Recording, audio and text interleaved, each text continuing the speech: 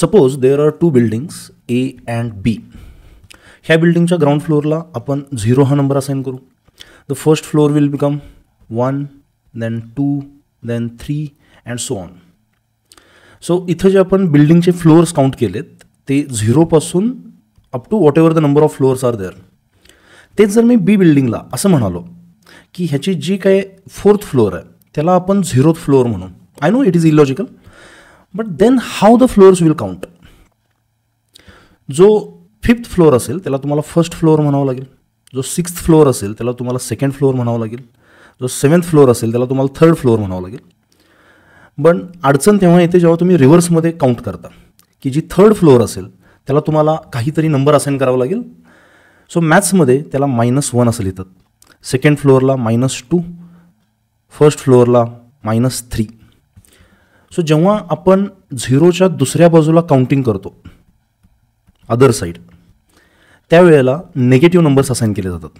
And this same happens with the number line.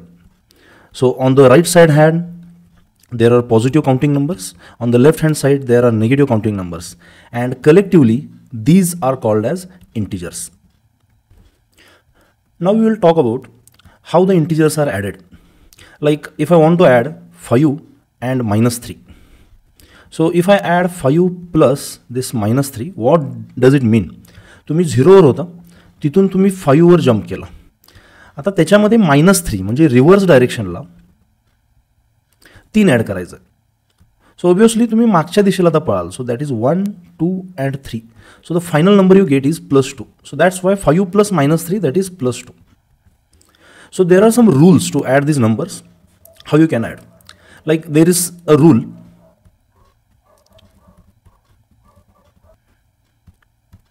If the integers are added are with same sign,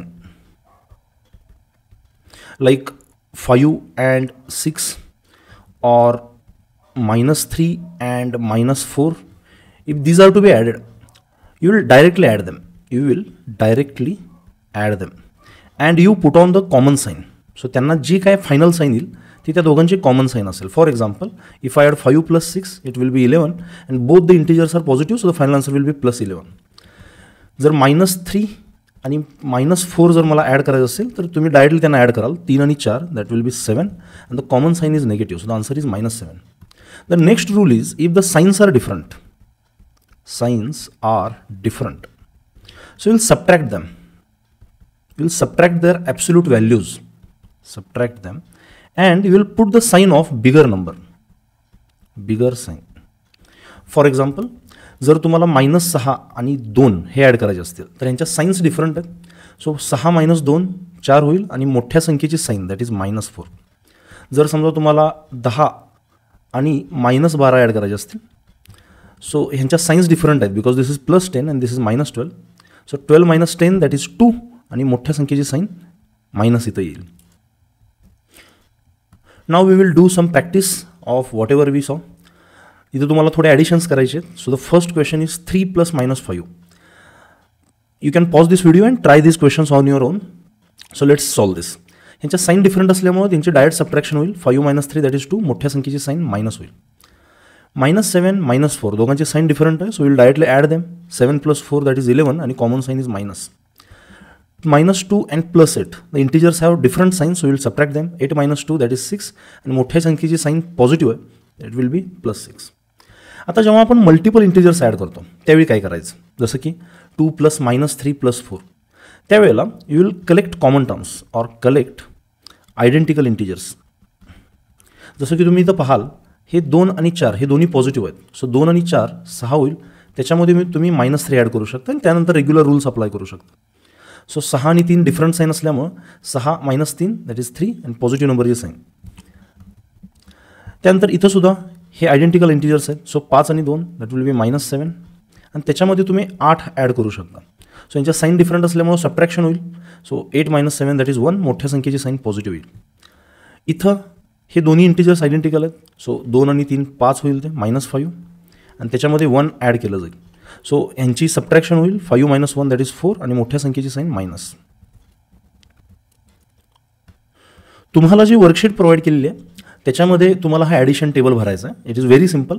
तुम्हाला ज्या कुठल्या कॉलममध्ये एखादा number भरायचा आहे, तिथं तुम्हाला करायचं काय, ह्या 6ची आणि ह्या 3ची ॲडिशन, ह्या -3ची ॲडिशन करून लिहायचे. So 6 plus -3. सो 6 आणि 3 हे डिफरंट साईन असल्यामुळे 6 - 3 दॅट इज 3 आणि मोठ्या संख्येची साईन पॉझिटिव्ह येतील. So the answer is +3.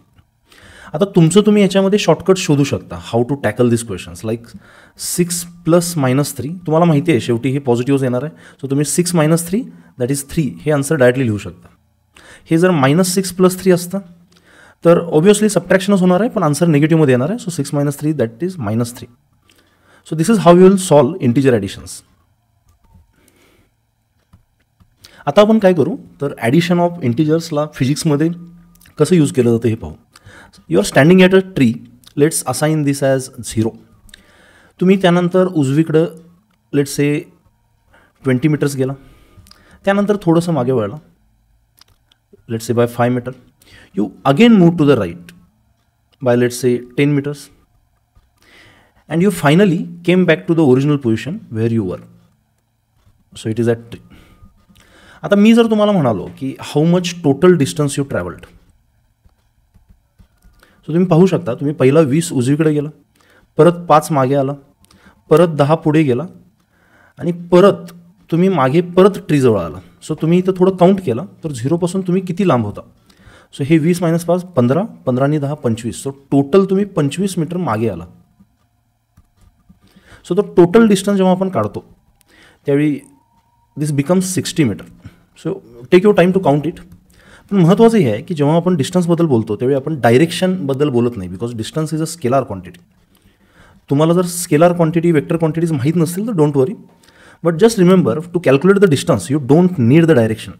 No need of direction, no need of direction. पण जेव्हा आपण डिस्प्लेसमेंटबद्दल बोलतो त्यावेळी मात्र आपल्याला डायरेक्शनची गरज आहे, because displacement is a vector quantity. तुम्ही कुठल्या दिशेला पळाला आणि किती पळाला हे पूर्ण सगळं सांगावं लागतं when you are calculating displacement. So तुम्ही झाडापासून अगोदर 20 मीटर उजवीकडे गेला, सो उजवीकडे जाण्यासाठी आपण त्याला +20 म्हणू, डावीकडे येण्यासाठी -5, परत उजवीकडे जाण्यासाठी +10 आणि जे काही तुम्ही टोटल 25 मीटर लांब गेला होता झाडापासून तिथून तुम्ही परत मागे आला. सो तो टोटल जो काउंट असेल रिव्हर्समध्ये येण्याचा तो -25 होईल. सो आपल्याला इथं डिस्प्लेसमेंट करताना ह्या सगळ्यांची ॲडिशन करावी लागेल with their directions. So that is +20 plus -5 plus +10 minus और plus -25. So how much this will become. So तुम्हाला मगाशी जसं मी म्हणालो आयडेंटिकल टर्म्स एकत्र करा. 20 आणि 10 दॅट विल बी 30 प्लस -5 आणि -25 हे -30 होईल. सो आता तुम्ही ॲडिशन करू शकता यांची. 30 - 30 दॅट विल बी 0, कारण तुमची इनिशियल आणि फायनल पोझिशन सेमच आहे.